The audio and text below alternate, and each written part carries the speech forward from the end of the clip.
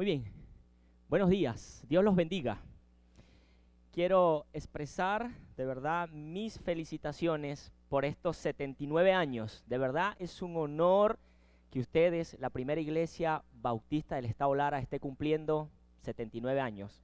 79º aniversario. Felicidades para cada uno de ustedes. Es un honor estar aquí. Y bueno, como decía el pastor Joel, me acompaña mi esposa Edixa, mis dos hijos. Vine con mi tribu, por si acaso. Dije, yo voy con mi tribu, no vaya a ser que algo pase. No, echando bromas. Vine con mi familia, mi esposa Edixa, mis dos hijos, Elías Josué, Isaac, David. Vine con una sobrina también. Y de verdad estoy honrado de estar aquí. Es un honor estar aquí. Quiero expresarle dos saludos.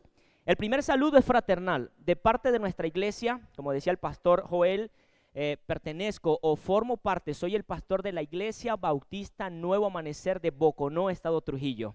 Nuestra iglesia también está arribando este año 36 años de existencia en el municipio y bueno, ha sido una bendición. Y es la primera iglesia en nuestro pueblo. Nuestro pueblo es muy chiquito, cerca de los Andes, Mérida, Trujillo, La Puerta, todo eso por allí nosotros nos las pasamos. Por eso es que mi tono es un poquito extraño, hablo como cantadito, me dice la gente, pero no, es porque soy de Boconó. Y el saludo también, el segundo saludo es institucional. Por gracia de Dios, este año fui elegido como presidente de la Unión de Ministros, de Unión de Pastores de la región de nuestro estado Trujillo. Y bueno, reciban esos dos saludos. Un feliz cumpleaños a cada uno de ustedes y un feliz aniversario. Que la pasen muy bien de parte de nuestra iglesia y de parte de nuestra institución, como es la Unión de Pastores del estado Trujillo. Muchas gracias, mi hermano. Gracias, de verdad. Muy bien, antes de comenzar a desarrollar nuestro bosquejo del sermón que en esta mañana les traigo para ustedes, quiero empezar, mis hermanos, introduciendo algo importantísimo que tenemos que tener claros. Mis hermanos, escúchenme esto, uno de los peores o comunes errores que las iglesias a nivel nacional, a nivel mundial han cometido, algunas iglesias, no todas, es pensar por un momento que el éxito de una iglesia tiene que ver con el número de congregantes que tiene la misma. Y eso es un error pensar de esa manera. Pensar que el éxito de una iglesia se mide por la cantidad de personas que asisten a esa iglesia. Y quiero que sepan, mis hermanos, eso es un error. Es un error y un peligro. ¿Por qué es un error? Porque escúchame, si tú y yo vivimos midiendo la iglesia por los números que entran en nuestra iglesia, hermanos queridos, les voy a comentar algo. Nosotros vamos a llegar a pensar que como una iglesia tiene mucha gente, entonces Dios está allí. ¿Y sabes qué? Eso a veces no es verdad. Yo he visto gente que se hacen llamar iglesias y Dios no está allí. Por otro lado, es un peligro, mis hermanos, estar nosotros midiendo la iglesia por los números, porque podemos caer en el error, y escúchenme esto, caer en los errores con buenas intenciones. ¿Cuáles son uno de los errores comunes? Como nosotros vivimos midiendo la iglesia por los números, comenzamos a cambiar la verdad de Dios por el entretenimiento, porque queremos traer más gente. Y comenzamos a caer y a deslizarnos en errores, y escúchenme, con muy buenas intenciones. Comenzamos a cambiar la verdad de Dios, comenzamos a traer cosas que entretienen a la gente y comenzamos a cambiar la verdad de Dios por el entretenimiento, como pasó allá cerca de mi pueblo, Estado Mérida. En una oportunidad me enteré que un pastor o un líder con muy buenas intenciones, ¿sabe qué hizo? Levantó una cristoteca. Es que, pastor, tú sabes, tenemos que llamar a los jóvenes y entonces la forma en como nosotros podemos llamar a los jóvenes es que podamos tener una cristoteca. En vez de cantar las canciones de Don Omar y de Daddy Yankee, cantamos la Redimido y no hay problema. Y listo, usando métodos, cambiando la verdad de Dios con buenas intenciones para poder traer a la gente. Ese es un error. Y mira, otro de los peligros de estar midiendo la iglesia por los números es que poco a poco podemos nosotros, mis hermanos que están aquí, comenzar a adaptar el evangelio a las necesidades de la gente. Mira, yo he escuchado falsos pastores en mi pueblo. Hay un mal llamado apóstol allá, un autoproclamado apóstol. Decirle a la gente que si ustedes pactan con Dios, entonces Dios va a abrir el cielo y va a derramar bendiciones, que ustedes tienen que traer las primicias, que ustedes tienen que pactar la palabra. Hermanos, comienzan a adaptar el evangelio a las necesidades de la gente cuando realmente, escúchenme, la mayor necesidad espiritual de la gente no es la plata. Amigos que están aquí, amigas que están aquí, hermanos que están aquí, el mayor problema del ser humano no es económico, no es el dinero, no es la política. El mayor problema que tiene el ser humano es espiritual. El alma del hombre está separado de Dios y por lo tanto no necesita plata para reconciliarse con Dios. Necesitas es a Cristo. Cristo es el único que tiene que ser predicado. Y comienzan a adaptar el evangelio a las necesidades de la gente, prometerle cosas. Mira, tú puedes ser millonario, tú puedes ser rico. Cuídese si usted va a una iglesia de esa manera. Porque su mayor problema y su mayor necesidad no es la plata. Su mayor necesidad es que su alma tiene que estar reconciliada con Dios.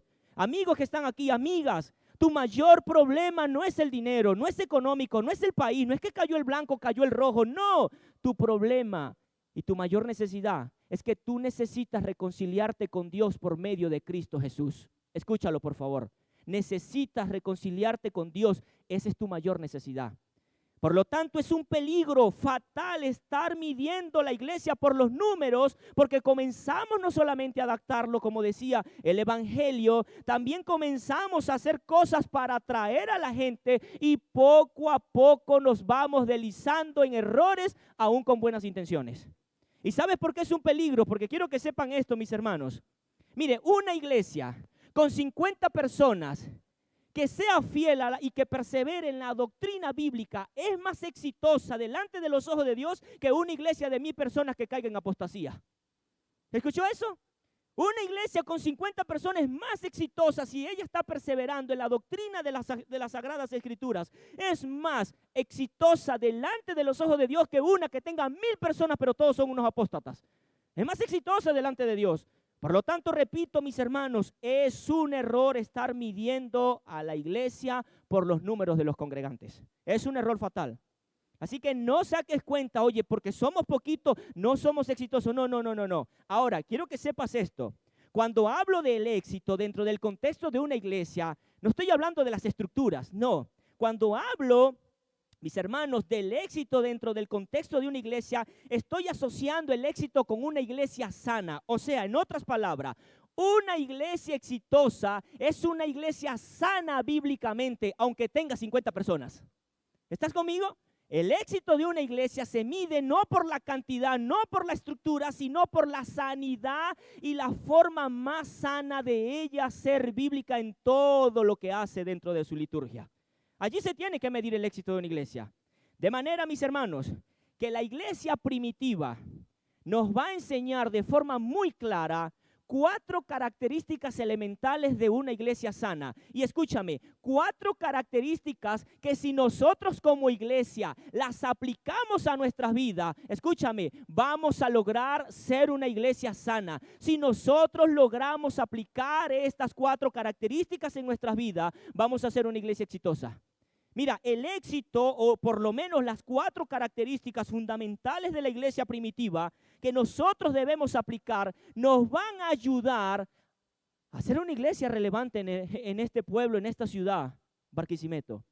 Estas 4 características, si nosotros las aplicamos, nos van a ayudar a ser una iglesia exitosa, una iglesia sana, una iglesia que ame y sobre todo, escúchame esto, una iglesia bíblica, que es lo que realmente se necesita. Abra su Biblia, por favor, en Hechos capítulo 2, versículo 42, por favor. Hechos capítulo 2, versículo 42. Dice la palabra de Dios, Hechos 2, 42. Dice la palabra de Dios, y perseveraban en la doctrina de los apóstoles, en la comunión unos con otros, en el partimiento del pan y en qué más. Y en las oraciones, 4 características sencillas de una iglesia saludable. 4 características sencillas de una iglesia sana. Ahora, déjenme colocarlos en contexto porque el autor de este libro llamado Lucas, autor del libro de Hechos, él nos deja estas 4 características, pero no las deja en un contexto basado o en el vacío. Hay un contexto para llegar a estas 4 características de una iglesia saludable. Y el primer contexto que nosotros encontramos en el capítulo 2, el contexto inmediato, es que déjame decirte esto, hay un contexto sobrenatural. Mira, antes de Lucas llegar a las 4 características de una iglesia saludable, el Espíritu Santo había descendido sobre la vida de muchas personas que habían creído en Jesucristo como su único y suficiente Salvador. Mira, antes de Lucas desarrollar que ellos deberían, o la iglesia mostraba la perseverancia en la doctrina, ellos habían entendido o habían experimentado el Espíritu Santo en su vida de forma permanente en ellos. De manera, mis hermanos, que desde el versículo 1 del mismo capítulo 2 hasta el versículo 4 nos damos cuenta de esta realidad. Mira lo que dice: cuando llegó el día de Pentecostés, estaban todos unánimes. Y de repente vino del cielo un estruendo como de viento recio que soplaba, el cual llenó toda la casa donde estaban sentados. Y dice el verso 3, y se les aparecieron lenguas repartidas como de fuego asentándose sobre cada uno de ellos. Y el verso 4, y esto es clave, y fueron todos llenos del Espíritu Santo. Mis hermanos, antes de llegar a las 4 características que Lucas nos quiere dejar claro, nos deja que el contexto de este pasaje se desarrolla en un contexto sobrenatural. El Espíritu Santo había descendido sobre la vida de estas personas. Y esto nos viene enseñando algo importantísimo. Una iglesia sana no es el resultado de los esfuerzos humanos que yo haga para tener una buena organización. No, una iglesia sana depende de la obra del Espíritu Santo en la vida de esas personas. Una iglesia sana depende de eso. De manera que nosotros, mis hermanos, debemos cuidarnos de no estar haciendo métodos carnales para poder mantener una iglesia. No, tienes que entender, yo debo entender como pastor, que la iglesia la sostiene es el Espíritu Santo que está en la vida de cada uno de ellos. Es así de literal. Yo no puedo pretender usar métodos, pastor, pero vamos a usar un método para atraer a los jóvenes. Si el Espíritu Santo, que es el Espíritu de Dios, no trae a la gente, yo no los puedo traer. Es imposible que yo los traiga. Si el Espíritu Santo, que es el que convence a las personas de pecado, de justicia y de juicio, no los trae, ¿qué le hace pensar usted que yo sí los voy a traer? Si no tengo el poder de convencer a nadie. Mis hermanos, es el Espíritu Santo. Es el Espíritu Santo. Una iglesia sana, repito, no es el resultado de los esfuerzos humanos que nosotros hagamos para mantener una liturgia. No. Es la obra del Espíritu Santo en la vida de las personas. Lo estamos viendo. El Espíritu descendió sobre esas personas y desciende de forma permanente. De manera, mis hermanos, hermanas que están aquí, amigos, una iglesia que sea de Dios no puede existir si el autor de la iglesia no la hace nacer, que es Dios. No puede nacer una iglesia sana si el autor de la iglesia no la hace nacer. Por lo tanto, debemos entender esto. Una iglesia sana en este contexto, repito, no nace por los esfuerzos humanos. Es el Espíritu Santo que lo ha convencido a usted. Es el Espíritu Santo que pone la gracia. Es el Espíritu Santo que pone el arrepentimiento. Es el Espíritu Santo que cambia su corazón. Es el Espíritu Santo que siembra la semilla. Es el Espíritu Santo que lo lleva a usted a que se le quiten los ojos o las vendas de los ojos, para que usted entienda el Evangelio. No podemos usar esfuerzos humanos tratando de ayudar a Dios para que la gente venga para la iglesia. Es el Espíritu Santo. Ahora, existe una responsabilidad en nosotros, predicar el Evangelio, por supuesto, pero ¿quién es el que convence? El Espíritu Santo en la vida de las personas. Amigos que están aquí, amigas que están aquí, no crean ustedes que hoy ustedes sintieron muchas ganas de venir, porque escúchame, la Biblia dice que no hay quien busque a Dios, no hay ni siquiera uno, Romanos capítulo 3, verso 9. De manera que si tú estás aquí, no digas, es que es por mi esfuerzo que yo vine. No, el Espíritu Santo está haciendo algo en tu vida para que tú escuches este mensaje y puedas estar en una iglesia. Quiero que lo sepas. No es tu fuerza. No es que algún día tú te paras y dices, yo sí tengo ganas de buscar a Dios. No hay quien busque a Dios. Eso es falso. El hombre está totalmente depravado. El hombre está totalmente corrompido. Mira, desde el inicio, cuando Adán y Eva pecaron, ¿quién buscó a quién? Dios buscando a Adán. ¿Dónde está? Me escondí porque tuve miedo. ¿Te das cuenta que el hombre no busca a Dios? Es el Espíritu Santo convenciéndote, amigo que estás aquí, amiga que estás aquí, hermano que estás aquí. El Espíritu Santo es quien pone en ti el querer como el hacer de venir a congregarte. No son tu fuerza, no son tus méritos, no es tu humanidad. Es el Espíritu de Dios haciendo una obra en ti para que tú vengas y puedas escuchar al Señor y puedas escuchar su palabra. Porque bien dice Filipenses capítulo 2, que Dios es el que pone en nosotros el querer como el hacer de su divina voluntad en nuestras vidas. Así que no te creas muy echón de que tú buscaste a Dios. No, fue Dios quien obró en ti. Fue Dios quien te convenció. Fue Dios quien te buscó. Fue Dios quien te tiene aquí. Amigo, amiga que estás aquí, es Dios quien te está hablando a tu vida a través de este siervo. Así de literal, es Dios. De manera, mis hermanos, que no son los planes humanos los que nos llevan a ser una iglesia sana. No son, mis hermanos, los métodos de marketing. No. No son aquellas cosas que yo quiero forzar para ayudar a Dios. No. Incluso voy a decir esto, ojo, con mucho amor, en serio, con mucho respeto.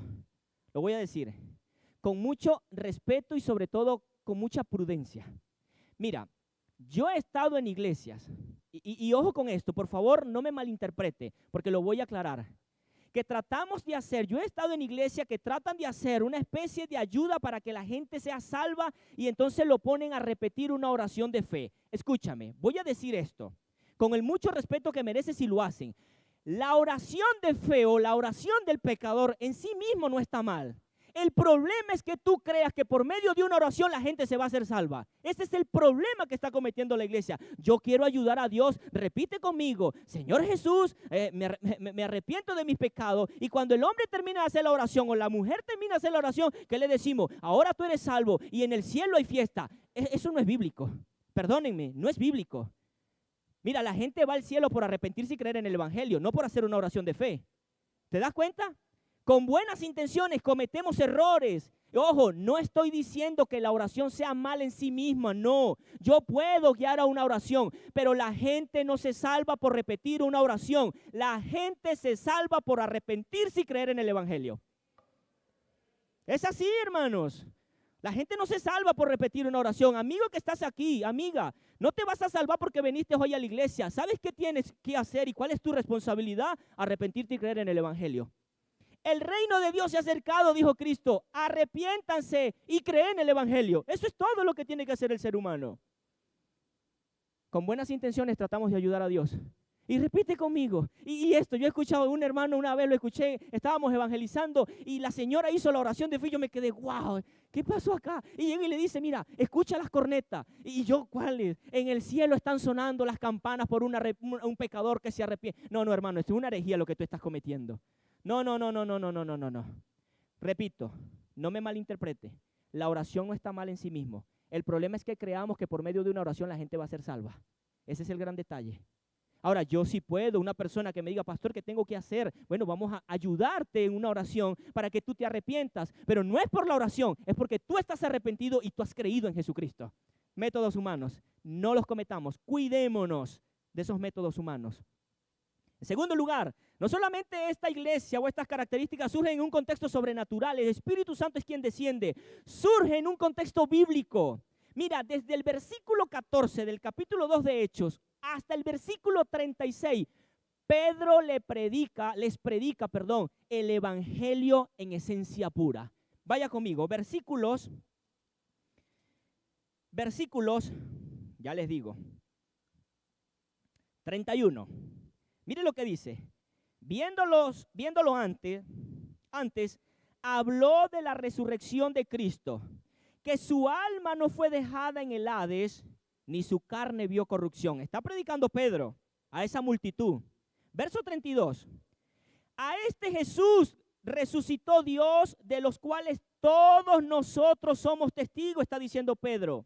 Así que, exaltado por la diestra de Dios y habiendo recibido del Padre la promesa del Espíritu Santo, ha derramado esto que vosotros veis y oís. Y dice el versículo 36 de ese mismo capítulo, sepa pues ciertísimamente toda la casa de Israel, que a este Jesús a quien vosotros crucificaste, Dios le ha hecho Señor y Cristo. El evangelio en esencia pura. Pedro no se paró y les dio una charla motivacional. Pedro no les dijo, mire, ustedes necesitan autoayuda. Pedro no les dijo, ustedes como que necesitan una charla de crecimiento. No, ni de marketing. Hermanos, Pedro, les predicó el evangelio de Cristo. Cristo es el que vino, Cristo es el que murió, Cristo es el que resucitó. Y dice Pedro en la parte B del pasaje, y ahora Dios lo ha hecho Señor y Cristo. O sea, Cristo es el único que ustedes necesitan. Está diciendo Pedro. Eso es lo que está diciendo Pedro. De manera, mis hermanos, que la salud de una iglesia, y ojo con esto, no estoy diciendo que está mal una charla motivacional, por favor, no me malinterprete, no estoy diciendo, no. Lo que estoy diciendo es que el hombre necesita el evangelio de Jesucristo, es lo que estoy diciendo. De manera, mis hermanos, que la salud de una iglesia nace en esta teología. La iglesia bautista, la primera iglesia bautista del estado Lara, tiene que entender que Cristo es el Señor y Cristo es el que tiene que ser predicado desde este púlpito. Más nada, no mis opiniones personales, porque no soy yo quien convence. Pedro les predicó el evangelio de Cristo. Mire, ustedes lo crucificaron, ustedes lo mataron, Él murió, su alma no vio corrupción, su cuerpo tampoco, Dios lo resucitó y ahora lo ha hecho Señor. Es lo que está diciéndole Pedro. De manera que esto nos debe llamar la atención en que nosotros entendamos que la iglesia está para proclamar a Jesucristo como el Señor, no a un pastor. No a un pastor, no a un liderazgo. No, es a Cristo. Cristo tiene que ser el pastor de esta iglesia. Cristo tiene que ser el Señor de esta iglesia. A Cristo es que se tiene que predicar en esta iglesia si nosotros queremos ser una iglesia sana. Es a Cristo, no a más nadie. No mis opiniones personales, no lo que yo piense, no lo que yo diga, no es lo que a mí me guste. No, es a Cristo el que tiene que ser predicado en esta iglesia. ¿Por qué, mis hermanos? Porque a Cristo es quien nosotros venimos a adorar. A Cristo es quien venimos nosotros a adorar. Es más, quiero que sepan esto, mis hermanos. Se los digo a la iglesia a la cual pastoreo. Mis hermanos, el propósito por el cual nosotros cada domingo vamos a la iglesia es para celebrar que Jesucristo resucitó. Es así de literal y ese es tu propósito. Estamos aquí para celebrar que eres el Rey, para celebrar que Él resucitó, para celebrar que Él es Dios, para celebrar que Él merece la gloria y toda la honra y todo el honor es suya, Señor, no nuestra. No tenemos aquí un concierto para simplemente tener un concierto y sobresalir. Tenemos y cantamos aquí porque tú eres quien merece nuestras canciones. Eres tú quien mereces la gloria. Eres tú, Jesús. Por lo tanto, mis hermanos, debemos cuidar. Escúcheme esto, lo voy a decir muy sabiamente. Debemos cuidar que cantamos.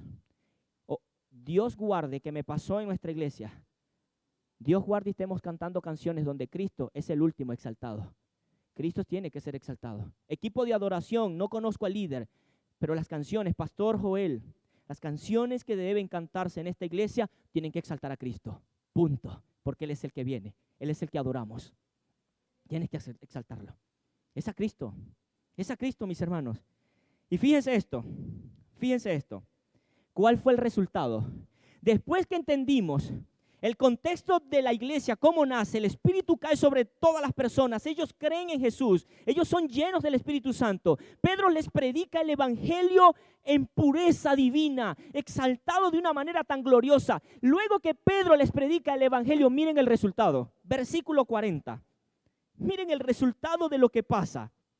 Y con otras muchas palabras, versículo 40, muchas palabras testificaba y les exhortaba diciendo, sé salvo de esta perversa generación. Y fíjese lo que pasó. Reciben el Espíritu, recibieron la palabra, así que los que recibieron su palabra, ¿cuál palabra? Lo que Pedro acaba de decir. Cristo es el único que tiene que ser exaltado. Dice el texto, los que recibieron su palabra fueron bautizados. ¿Y cuántos se añadieron a la iglesia? ¿Ve que no necesitamos métodos de marketing? ¿Ve que no necesitamos doblarle el brazo a la gente y manipularlos emocionalmente para que vengan para la iglesia? Es el Espíritu quien obra. Mi deber como pastor y del deber del pastor de esta iglesia es predicar a Cristo. Y si Cristo es predicado, Dios va a añadir a la iglesia a los que han de ser salvos. Punto. Es así. Yo no puedo estar en la calle, venga, métase. No. Porque mire, yo he visto gente que ha hecho la oración de fe 4 veces y tiene 4 mujeres en la calle. ¿Ve que no es la oración de fe? Si el Espíritu no obra en la vida de una persona, mira, honestamente, si el Espíritu no los convence, es difícil que nosotros los convenzamos. Es su responsabilidad. Y esa persona está dentro de nuestra iglesia. Hablo por la iglesia donde pastoreo. Yo le he visto repetir las oraciones. Lo he visto decir muchas oraciones de fe. Pero tiene 4 mujeres en la calle. Entonces, ¿cómo es la vuelta? ¿Eres salvo por la oración o no eres salvo? Mira, puedes hacer la oración, pero si el Espíritu Santo, si tú no te arrepientes, si crees en el Evangelio, estás perdiendo el tiempo. ¿Y sabes qué? Vas camino al infierno, engañado dentro de una misma iglesia. ¿Qué es peor? Es peor. Y se está mintiendo a sí mismo, está siendo sinceramente mentiroso con él. Porque está engañado, no es la oración de fe, es el Espíritu, mira el resultado. Ellos perseveraron, recibieron la palabra, cayó el Espíritu sobre ellos, el Espíritu los convenció, les cambió el corazón, les cambió la vida, les puso el deseo. Ellos creen, ellos se arrepintieron porque en el versículo, ya les digo dónde está, versículo que se me perdió, ya les digo acá. Versículo, déjeme, 38. Mire esto, Pedro les dijo, versículo 37. Al oír esto, se compungieron, dice el texto, de corazón, o sea, sintieron remordimiento, reciben el Espíritu, reciben la predicación. ¿Y qué hicieron ellos? Se arrepintieron en su corazón, o sea, tuvo un dolor en su corazón, hubo un arrepentimiento. Y dice el texto, ¿qué haremos, Pedro? Y Pedro le dijo, arrepiéntanse, cuerdas de víbora. No le dijo eso, pero arrepiéntanse. Eso fue Juan. Juan sí le dijo, víboras, arrepiéntanse. Arrepiéntanse. ¿Cuál es el resultado? Ellos se arrepintieron, se bautizaron, recibieron la palabra. ¿Y qué pasó? 3,000 personas entraron en una iglesia. ¡Wow! Iglesia, cuídate de hacer métodos carnales para tener gente. No, Dios es el que los trae. Porque más adelante en el versículo 47 dice esto. Alabando a Dios y teniendo el favor con todo el pueblo, y el Señor añadía cada día a quienes. ¿Te das cuenta que no soy yo?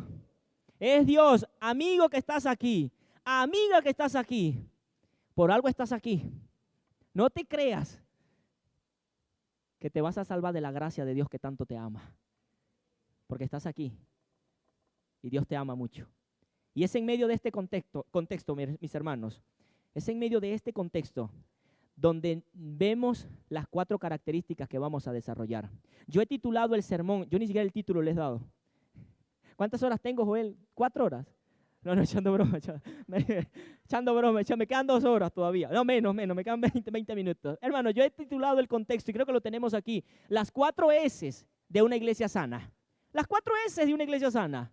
¿Cuáles son las 4 S de una iglesia sana? La primera S, mira, una iglesia sana se mantiene en la palabra de Dios. Versículo 42 de nuestro lema, ¿qué dice? Y perseveraban en la doctrina ¿de quiénes? De los apóstoles. Esa es la primera S que puede mostrar una iglesia sana. Mira, el término que usa Lucas aquí para decir que perseveraban significa literalmente que ellos se dedicaban continuamente. En otras palabras, ellos eran diligentes.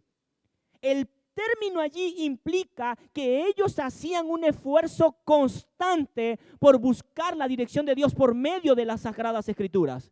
Perseveraban, eso es lo que está diciendo Lucas. En otras palabras, quiero que sepan esto, la iglesia primitiva o los hermanos de esta iglesia, la primera iglesia que surge, no funcionaban como piloto automático. Bueno, ya somos salvos y vamos a quedarnos aquí. No, en ellos había un esfuerzo continuo por mantenerse, por perseverar en la doctrina de los apóstoles, en las enseñanzas que los apóstoles le habían dado. Una iglesia sana.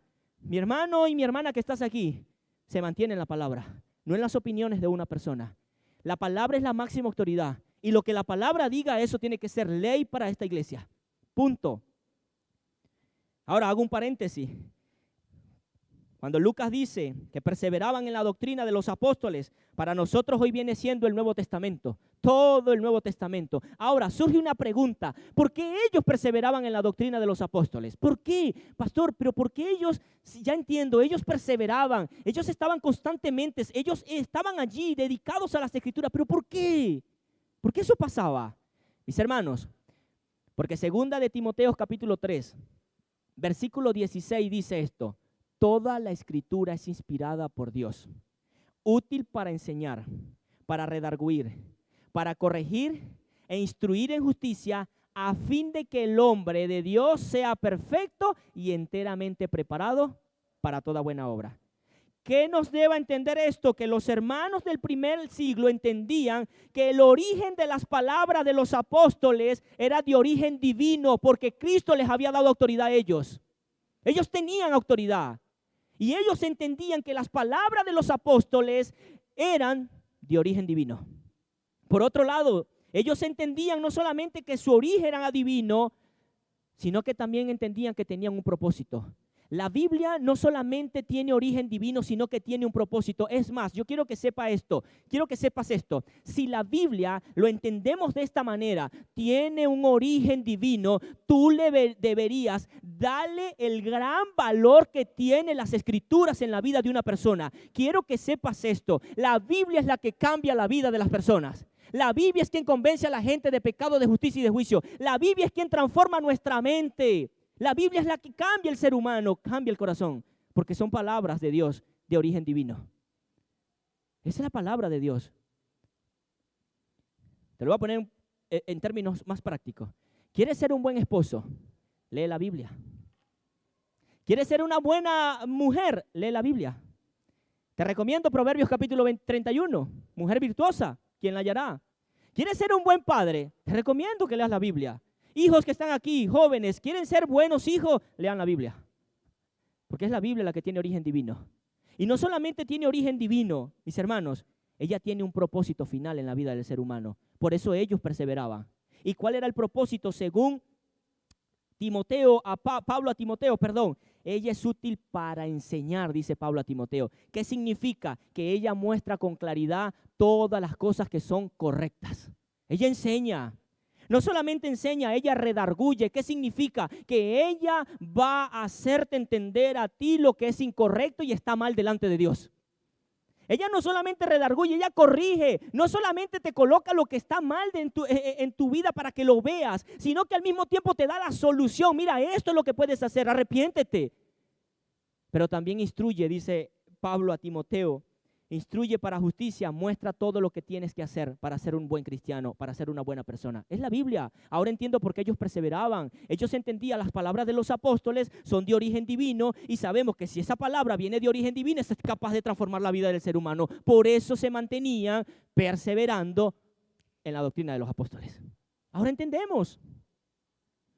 De manera, mis hermanos, escúchenme esto, que si queremos ser una iglesia sana y una iglesia exitosa, debes mantenerte en la palabra de Dios. Ahora, aquí se comete un error. Fíjense. Pensar que debemos perseverar en la doctrina de los apóstoles, mucha gente cree que solamente eso lo tiene que hacer el pastor. El pastor es el que tiene que estudiar mucho. El liderazgo tiene que esforzarse. No. Mira, ellos perseveraban. Ahí no está hablando de los pastores. Está hablando de quiénes. De todos. Todos tenían la responsabilidad de perseverar, de mantenerse, de dedicarse a las sagradas escrituras. Por lo tanto, no pienses que es responsabilidad de solamente el pastor estudiar un sermón para venir el domingo. Es tu responsabilidad tomar en serio la palabra de Dios y orar y dedicarte a estudiar las escrituras de forma profunda porque ellas van a transformar tu vida. Entiéndelo, por favor. Es tu responsabilidad. En otras palabras, mis hermanos, hermanas que están aquí, no se conformen con la pastillita del alma. A la gente cree, bueno, ya hice mi devocional porque oré y solamente leí un versículo de la Biblia y listo, con eso es suficiente. No, tienes que tener una intención clara de estudiar las escrituras en tu vida. Por favor, entiéndelo. Por favor, entiéndelo. Tienes que tener una intención. No te conformes solamente con lo que escuches el domingo. Tienes que estudiar las escrituras lunes, martes, miércoles, jueves, viernes, sábado y domingo. Te voy a hacer una pregunta. ¿Qué pasaría si tú solamente desayunas el domingo, hoy en la mañana, y no desayunas más hasta el otro domingo? ¿Qué va a pasar con tu vida? Como decíamos nosotros, se lo llevó el diablo. Lo vamos a ver acabado. Acabado totalmente. Bueno, ¿qué te hace pensar que no debes estudiar la Biblia lunes, martes, miércoles, jueves, viernes, sábado y domingo? Puedes estar muy robusto físicamente, pero mal espiritualmente, si no te dedicas al estudio de las Escrituras, el estudio serio de las Escrituras.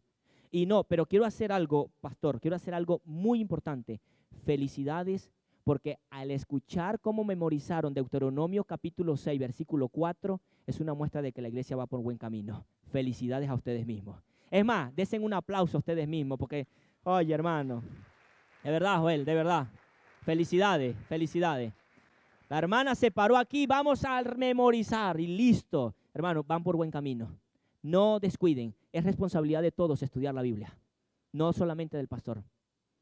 Te lo repito, en la vida práctica, si tú quieres ser buen cristiano, si quieres ser un buen ciudadano, si quieres ser un buen esposo, si quieres ser un buen hijo, si quieres ser una buena esposa, queridos hermanos, queridos amigos, tienes que leer la Biblia, porque ella es útil para enseñarte. Ellos perseveraban, ellos se dedicaban continuamente. Así que, mis hermanos, ¿qué les quiero decir? Cuando aquí surja, en el nombre de Dios, que sé que lo hay, yo estoy hablando desde la ignorancia, un estudio bíblico, usted tiene que ser el primero que tiene que llegar, porque nos vamos a nutrir de la palabra. Y no sea el último. No haga como hacen en algunas iglesias. Cuando hay aniversario llegan 60, llegan 200. O en un estudio bíblico discipulado llegan 2. No puede ser, digo yo. No sea así, no. Llegue el aniversario, amén, pero cuando haya un discipulado lleguen también los mismos. Porque necesitamos estudiar.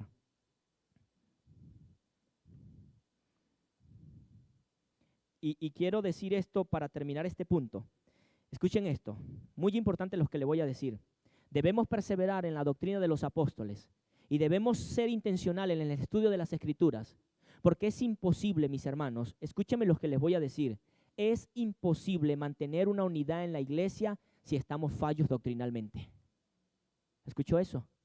Si hay una falla donde no estamos perseverando doctrinalmente en las Escrituras, escúchame, es imposible que mantengamos unidos, porque cada uno tiene su propia opinión. Yo pienso que esto es así y yo pienso que esto es así. No, vamos a ver qué dicen las Escrituras. Por eso es que, Pastor Joel, te animo y yo sé que lo estás haciendo, pero te sigo animando que nunca la Biblia se baje de este púlpito. Que la Biblia siempre sea el instrumento que guía a la primera iglesia bautista del estado Lara, para poder entender que ellos deben darle gloria a Dios y ellos puedan entender que la vida tiene que ser dirigida por lo que dice las Escrituras, no por lo que digo yo. La Biblia, la Biblia. La segunda S, de una iglesia saludable, una iglesia exitosa, lo tengo allí. La segunda S, primera S, se mantenían o se mantiene en la palabra de Dios. Una iglesia sana se mantiene en la palabra de Dios. La segunda, una iglesia sana se aman como familia. Versículo ahí mismo 42. No solo perseveraban en la doctrina de los apóstoles, sino que tenían comunión unos con otros. El término comunión allí implica una relación estrecha, una unión entre hermanos, un compromiso mutuo de ayudar a mi hermano, ayudar a mi hermana, ayudar a la persona que está al lado de mí. ¿Y sabes qué? Ayudarlo incluso, no solamente por ayudarlo con buenas intenciones. Porque escúchame, esto puede que pase, que tú puedas estar ayudando a alguien con malas intenciones. Tienes que cuidarte. Mira, hay gente que ayuda a otro para ver qué le puedo sacar, para ver qué le gano o para ver qué me quedo. No, tu responsabilidad es ver a tu hermano y amarlo como una familia. Ver a tu hermana de la misma manera, sin malas intenciones. Eso es lo que el pasaje quiere dejar. Eso es lo que el pasaje nos quiere mostrar. El verso 42. Ellos se veían, mis hermanos, los hermanos del primer siglo se veían como una familia. Y saben ustedes, aquí todos tenemos familias. ¿Y sabe qué? En las familias hay desacuerdos, ¿sí o no? En la familia hay problemas, ¿sí o no? En la familia hay pleitos, ¿sí o no? ¿Sí o no? Pero familia es familia, ¿cierto? Cuando mi hermano necesita, ahí voy a estar. Cuando mi prima se le pasó algo, ahí voy a estar. Porque familia es familia. Así de igual tiene que ser la iglesia. Pueden haber dificultades, pueden haber problemas, pueden haber desacuerdos, pero tienen que entender, mis hermanos que están aquí, hermanas, que familia es familia. Y ¿sabes qué? Voy a decirte esto. Hay más cosas que nos unen que las que nos puedan desunir en medio de un problema. Puede surgir un problema en la iglesia, pero tienes que entender, hay cosas más importantes que nos unen que las que nos pueden desunir. Mire, una de las crisis horribles que están viviendo muchas iglesias es que en el momento de una dificultad, ¿sabe qué? Los hermanos se comienzan a ver como enemigos. Eso es terrible, están pasando en las iglesias. Ya va, nosotros podemos tener una dificultad, ¿por qué no? Somos humanos, estamos en este cuerpo, pero tú tienes que entender que a pesar de la dificultad, el que está sentado al lado tuyo es tu familia, es tu hermano, es tu hermana. Y eso es lo que nos está enseñando el pasaje. Eso es trágico lo que está pasando en muchas iglesias. Hermanos, en la primera de cambio, Nos vemos como enemigos. No, no, no, no, no, no, no. Eso no puede estar pasando. Y si eso ha pasado, tenemos que corregir. No son mis enemigos, son mis hermanos. Bueno, que tenemos opiniones distintas, pero siguen siendo mis hermanos. Punto. ¿Y sabes qué? Yo he aprendido esto en el ministerio y quiero enseñárselo porque me ha funcionado. Como iglesia, en algunas ocasiones nosotros tenemos que aprender a separar lo ministerial de lo personal.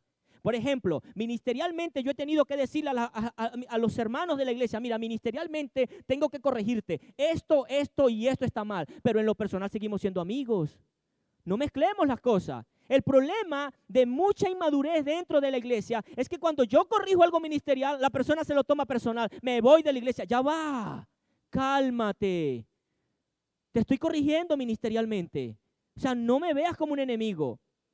Una vez se sentó una persona en mi casa y le dije, mire, ven acá. No, yo me voy. No, venga acá porque tenemos que hablar. Ministerialmente tengo que hacer esto. Voy a colocarte en disciplina. Porque ya cumplí el procedimiento de Mateo capítulo 18. Te llamé sola. Te llamé con 2 testigos. Te llamé con mi esposa. Y te llamé acá. Y tú no quieres hacer caso. Y era la secretaria de la iglesia. Y estaba mal en ese tiempo. Muy mal. Pero ¿sabes qué? Ministerialmente te tengo que llevar a disciplina. No puede ser, pero escúchame, seguimos siendo amigos y las puertas de mi casa están abiertas. Y mi esposa es testigo y no me deja mentir, que esa hermana, a pesar de que está en disciplina en la iglesia, porque ministerialmente la tuve que llevar a disciplina, llega a mi casa, pastor, ¿cómo está? Dios lo bendiga, vamos a comer, pastor, gracias, estoy en el proceso, pastor, tienes que arrepentirte. Eso es lo que yo le digo, pero seguimos siendo amigos. Si la iglesia no existiera, seguimos siendo amigos. Queridos hermanos, los estoy preparando porque pueden que entre ustedes puedan haber diferencia, pero aprendan a separar lo ministerial de lo personal. En lo ministerial el pastor Joel los va a regañar, en serio, y se los va a decir. Y con amor, por supuesto. Mi hermana, usted está equivocado aquí, pero eso no quiere decir que el pastor es enemigo ahorita. Que ahorita lo vamos fuera de aquí, pastor. No, no, no, no, no. Aprendan a separar lo ministerial de lo personal. Y eso les va a ayudar, mis hermanos. Eso les va a ayudar. Ellos se amaban como familia. Se amaban como familia, mis hermanos. Y esto es importantísimo, añadirlo. Mira, hasta que tú no veas al que tienes al lado como tu familia, te va a ser muy imposible amarlo. Muy imposible. Si tú no ves al que tienes al lado como tu familia, va a ser muy difícil que tú lo ames. Es más, si tú no ves a esta iglesia como tu familia, a lo mejor te va a pasar como el recibo de luz. Vas a venir una vez al mes. Y vas a llegar obstinado a sentarte aquí y así. No sé si te ha pasado, pero cuídate, por favor. Eso es un indicio de que estás viendo a la iglesia como una carga. No la estás viendo como un deleite. No estás viendo a los hermanos como una familia, literalmente. Tienes que vernos como familia. Tienes que vernos como tus hermanos. Tienes que vernos como aquel que necesitamos de ti y que yo necesito de ti. Todos nosotros nos necesitamos unos a otros. Somos una familia, mis hermanos. Y así tenemos que vernos. Si tú no ves a esta iglesia como tu familia, como lo hacía la primera iglesia que surgió en el libro de los Hechos, si tú no la ves, créeme, se te va a hacer cuesta arriba amar a las personas que se sientan en esas butacas. Y te lo digo, vas a tener una especie de sarpullido cuando alguien te salude con mucho amor. Ay, no es que para qué me saluda. Claro, porque no estás viendo a la iglesia como una familia. Repito, vas a venir como el recibo de luz una sola vez al mes. Te vas a desaparecer. Y cuando haya un compartir como el de ayer, yo estoy hablando ignorante. No vas a ir porque vas a decir, nada, ¿para qué? Esa cuerda de hipócrita. Tú también eres hipócrita. Tú también has fallado. Tienes que ver a los que tienes al lado, aunque te fallen, con amor. Con amor tienes que verlo. Mire, hermano, mi esposa es testigo. ¿Cuánta gente no me ha hecho daño? Me han fallado y están dentro de mi iglesia y comen, y no estoy diciendo que soy perfecto, ojo, estoy tratando de decirles que he buscado una manera de cuidar mi corazón y de seguir viendo a la iglesia como mi familia.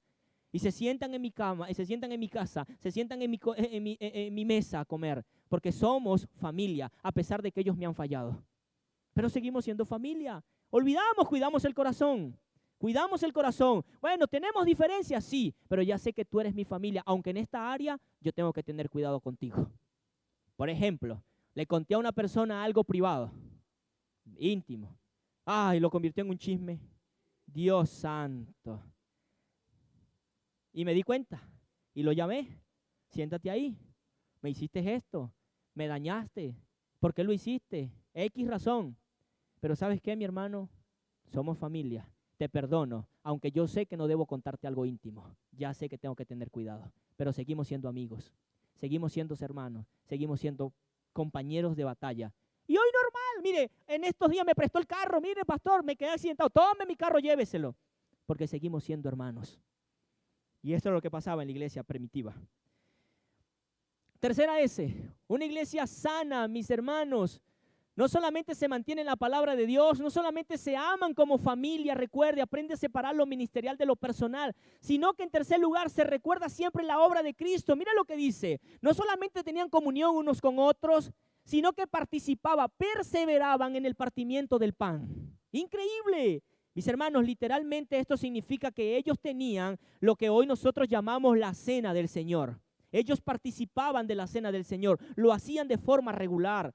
Tenían claro que esto era una forma simbólica de decir que el Señor, el Dios del universo, vino a este mundo y entregó su cuerpo para que nosotros fuésemos salvos.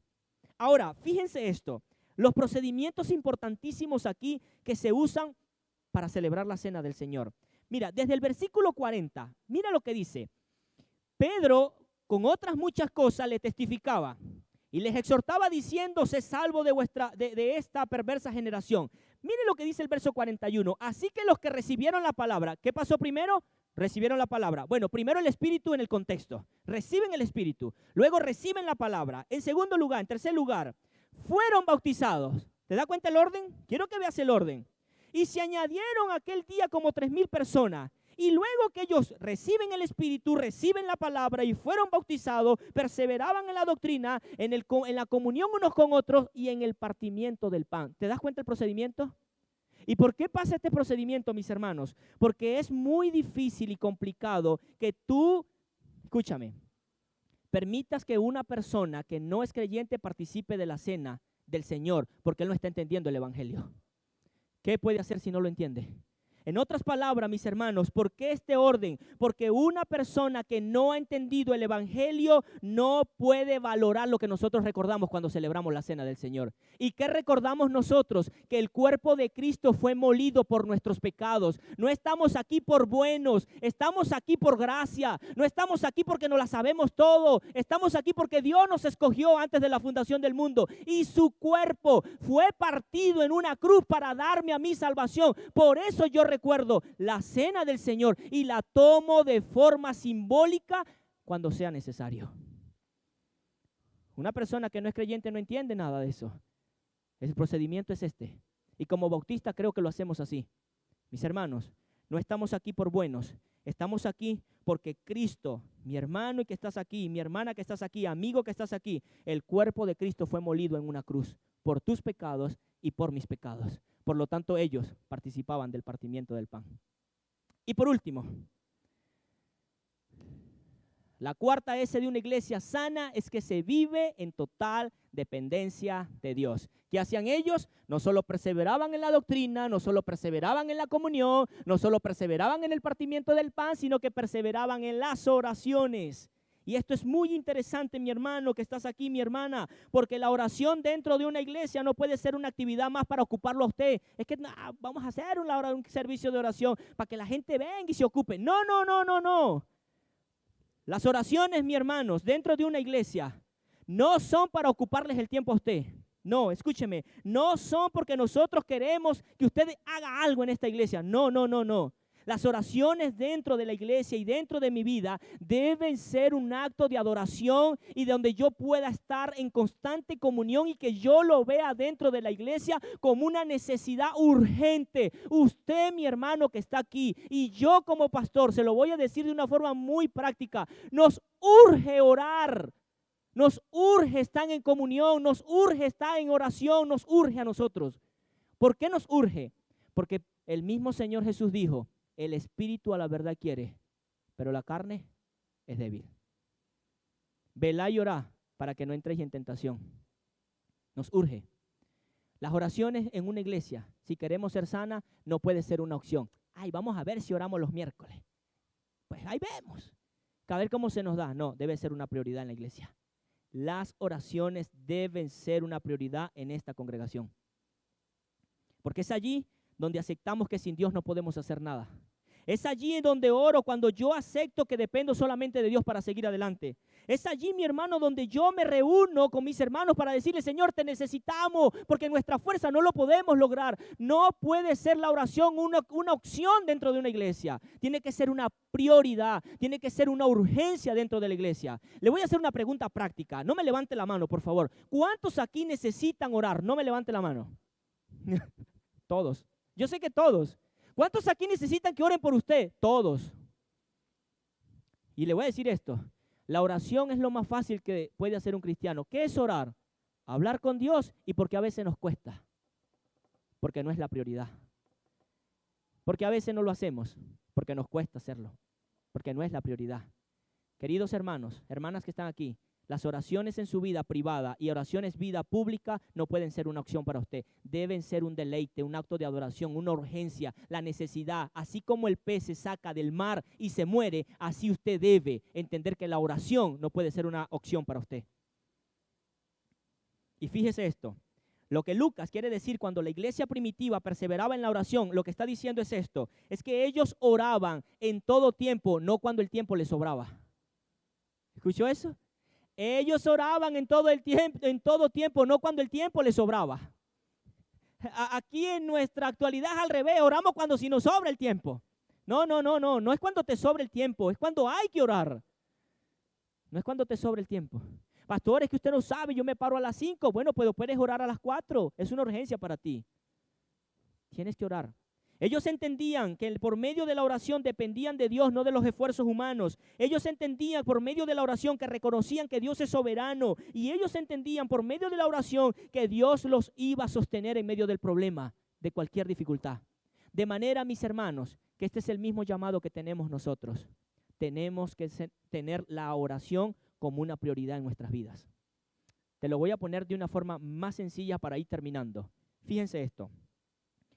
Una iglesia puede tener la mejor estructura, las mejores butacas, el mejor pastor, el mejor grupo de músicos, los mejores instrumentos. Una iglesia puede tener todo eso. Pero si una iglesia no vive en oración, escúchame, es como un carro Ferrari de lujo que no tiene gasolina. Es muy bello el carro, pero no tiene el poder que lo empuje. Así es una iglesia que no ora. Puede tener muchas cosas bonitas, un empuje, tremendos aire acondicionados, pero si no ora, es como un Ferrari estacionado que no tiene gasolina. Es muy bello ese Ferrari, pero ¿qué lo mueve si no tiene gasolina? Que Dios nos ayude, que Dios nos guarde y que la paz de Dios siempre nos permita buscarlo. No olvide, escúcheme, no olvide, nunca se le ocurra medir a una iglesia por la cantidad de personas que hay, sino por la sanidad que hay en su teología bíblica y en aquellas 4 características que nos llevan a entender una iglesia sana. Perseveraban en la doctrina de los apóstoles, en la comunión unos con otros, en el partimiento del pan y ¿en qué más? Y en las oraciones. Que Dios nos ayude, que Dios nos guarde. Dios del cielo, gracias mi Señor por esta hermosa iglesia. Bendito eres mi Señor, Dios nuestro, Rey de todo el universo. Bendito sea tu nombre mi Señor, porque nos recuerdas unas características sencillas de una iglesia sana. Padre eterno, gracias. Mi Dios, dale sabiduría a los líderes de esta iglesia para seguir perseverando en tu palabra, mi Señor. Dale sabiduría a esta congregación, Señor, para que tengan comunión unos con otros. Permite, oh Dios, que ellos puedan entender que hay cosas más importantes que nos unen que las que nos puedan desunir. Padre, permite que esta iglesia cada día, cuando sea necesario, recuerden que tu cuerpo fue molido en una cruz por nuestros pecados, así como el pan se parte, Señor. Y por último, Señor, recuerda a esta iglesia siempre que la oración debe ser el motor que mueva nuestras actividades, Señor. Que nada hagamos, que nada se haga en este lugar a expensa del esfuerzo humano, sino en total dependencia de ti, Señor. Gracias por los amigos y amigas que nos visitan. Señor, solo tú los traes, solo tú los tocas, solo tú los transformas. Señor, eres tú quien cambias el corazón de las personas. Si está en tu voluntad hoy, cambiarles el corazón a cada uno de ellos. Y ellos han sentido, Señor, que le has hablado a tu vida. Permite que ellos puedan creer en ti y arrepentirse de sus pecados, Señor. Padre eterno, en tus manos estamos. Quiero agradecer, mi Señor, por los 79 años que está cumpliendo esta iglesia predicando el Evangelio. Señor, para mí es un honor, tú lo sabes, estar aquí enseñándoles, mi Señor. Gracias por sus vidas. Gracias, mi Señor, por las dificultades que durante 79 años han vivido, Señor. Yo creo que serían muchas, pero solo tú sabes por qué las has permitido. Gracias porque a pesar de las dificultades, ellos están aquí, Señor. Un grupo de tus hijos, de todos los grupos que hay en el mundo, aquí hay un grupo pequeño, Señor, o grande, no sé, mi Dios, gracias. Padre, tú eres quien ha sostenido esta iglesia. 79 años y esta iglesia todavía permanece, Señor. Hay algunas que no llegan ni a 2, ni a 3, ni a 5 años, pero han sido 79 años, Señor, de tu fidelidad, de tu amor, de tu misericordia. Gracias porque esta iglesia ha sido una pilar, Señor, en medio de esta ciudad tan hermosa como es Barquisimeto, Señor. Gracias. Te pido que bendigas la vida del pastor que está ahorita encargado, Señor. Bendice al equipo de liderazgo, bendice a los maestros, bendice a los músicos, Señor. Padre, guárdalos, protégelos, ayúdalos, por favor, te lo suplico. Y que siempre, siempre en este lugar tu nombre sea el único exaltado. Gracias por el privilegio que nos das de poder compartir este feliz aniversario con ellos. Gracias, Dios. Gracias porque mi esposa y mi persona y mis hijos estamos aquí para celebrar con ellos. Para mí es un gusto, Señor, es un honor estar aquí. Bendito eres, mi Señor. Bendito sea tu nombre. Gracias por lo que has hecho en nuestras vidas. Y gracias por la exposición de tu hermosa palabra, Señor, que nos ayuda y nos anima a seguir adelante. En el nombre de Jesús, amén y amén. Que Dios los bendiga. Feliz aniversario. Que la paz de Dios siempre esté sobre ustedes.